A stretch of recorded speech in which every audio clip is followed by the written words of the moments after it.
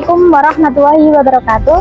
Saya mahasiswa Universitas Nahdlatul Ulama Sunan Giri Bojonegoro, Fakultas Tarbiyah Prodi Pendidikan Agama Islam semester 2. Kami di sini akan menjelaskan tentang pembelajaran aswaja yang berjudul tema sifat-sifat wajib Allah.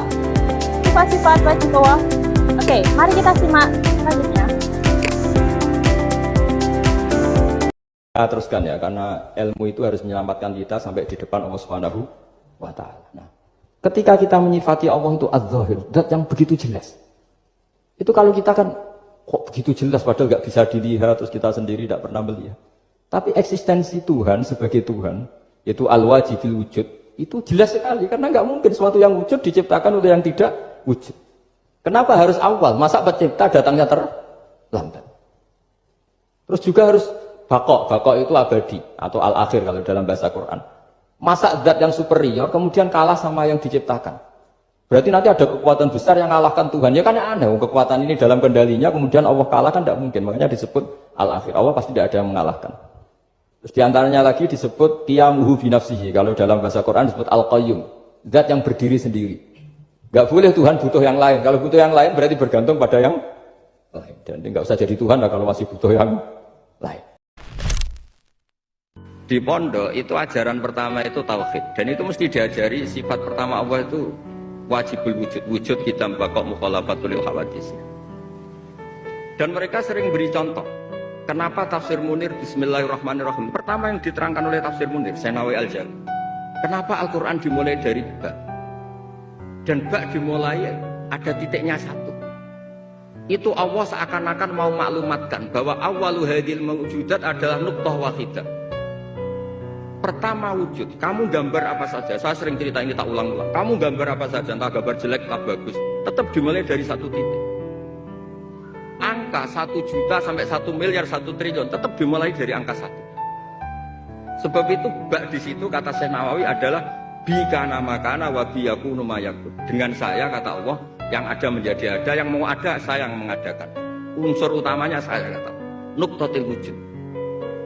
Artinya gini, andaikan kita meneladani tafsir-tafsir yang ada di Indonesia, kita ini pasti menguatkan akidah. Bukan menang kalah urusan sosial, urusan. Itu kedua ketiga lah, syukur-syukur menang.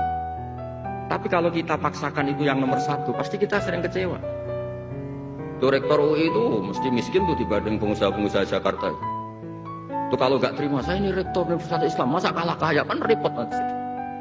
Ini barokahnya kona'ah.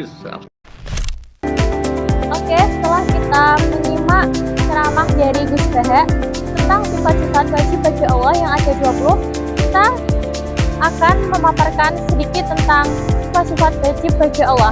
Mari ikuti kami. Oke, mari kita simak selanjutnya. Saya di sini akan menjelaskan tentang sifat-sifat wajib bagi Allah. Sifat-sifat wajib bagi Allah adalah sifat yang pasti ada pada Allah dan tidak mungkin tidak ada pada Allah Subhanahu wa Ta'ala. Sifat wajib Allah itu ada 20 dan 20 itu dibagi menjadi 4. Yang pertama yaitu nafsiyah, yang kedua adalah salbiyah, dan yang ketiga adalah maknawi, dan yang keempat adalah ma'nawiyah. Sifat nafsiyah itu ada 1, yang salbiyah itu ada 5, dan maknawi ada 7, dan yang terakhir ma'nawiyah ada 7. Saya di sini akan menjelaskan sifat yang nafsiyah. Sifat nafsiyah itu ada 1. Yang pertama yaitu wujud. Artinya yaitu ada. Artinya bahwa Allah itu mutlak ada dan tidak mungkin tidak ada. Dan Allah itu tidak ada sebab apapun bahwa Allah itu ada. Dan yang kedua yaitu sifat salbiyah. Sifat salbiyah itu kan ada 5. Yang pertama yaitu idam. Artinya dahulu. Bahwa Allah itu dahulu, tidak ada yang mendahului Allah Subhanahu wa Ta'ala. Selanjutnya yaitu sifat yang kedua. Sifat yang kedua yaitu baqa. Baqa artinya kekal. Bahwa Allah itu kekal, tidak akan binasa. Terus selanjutnya yang ketiga yaitu mukhalafatul hawadisi. Berbeda dengan makhluknya. Bahwa Allah itu berbeda dengan makhluknya. Berbeda dengan siapapun. Baik manusia, malaikat, nabi dan semuanya. Baik dari zatnya ataupun gen lainnya. Yang keempat yaitu sifat qiyamuhu binafsihi, artinya berbeda dengan makhluknya. Yang keempat adalah sifat qiyamuhu binafsihi, artinya Allah itu tidak butuh apa-apa atau berdiri sendiri. Allah tidak membutuhkan bantuan siapapun dan apapun. Selanjutnya yaitu sifat yang kelima, yaitu wahdaniyat, yang artinya itu esa, bahwa Allah itu hanya satu dan semuanya itu dan tidak ada yang menyamai, baik dari zat ataupun lainnya. Saya akan menjelaskan sifat yang ketiga, yaitu sifat ma'ani. Sifat ma'ani adalah sifat yang ada pada kenyataan. Sifat ini merupakan sifat dasar yang sudah ada sejak azali, belum adanya alam semesta. Contoh sifat ma'ani ada 7. Yang pertama, kudrat, artinya Allah itu maha kuasa. Yang kedua, iradah, Allah itu maha berkehendak. Yang ketiga, ilmu, Allah itu maha mengetahui. Yang keempat, hayat, Allah itu maha hidup. Yang kelima, sama, Allah itu maha mendengar. Yang keenam, basar, bahwa Allah itu maha melihat. Yang ketujuh, kalam, bahwa Allah itu berfirman. Sifat ma'ani ini bersifat melekat kepada zat Allah yang tidak bisa dipisahkan. Hai teman-teman, sekarang kita memasuki sifat ma'nawiyah. Apa sih sifat ma'nawiyah itu? Sifat ma'nawiyah yaitu sifat yang secara otomatis ada apabila sifat ma'ani ditetapkan. Misal, sifat kudrah yang ditetapkan Allah, maka Allah qadiran. Dan sifat ma'nawiyah itu sebenarnya ada banyak, tetapi yang dapat dijangkau oleh akal manusia itu cuma ada 7. Pertama itu ada sifat qadiran.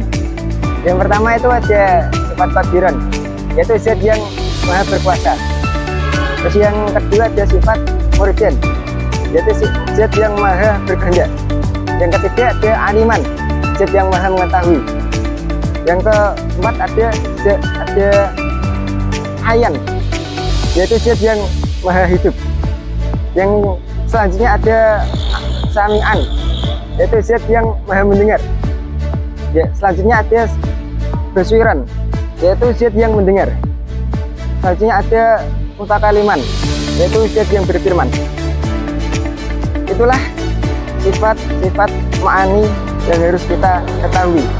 Sekarang Oke, sekian dari kelompok kami, kelompok 2 As-Sajjad. Semoga pemaparan materi yang kami sampaikan dan ceramah dari Gus Baha bisa bermanfaat untuk kalian.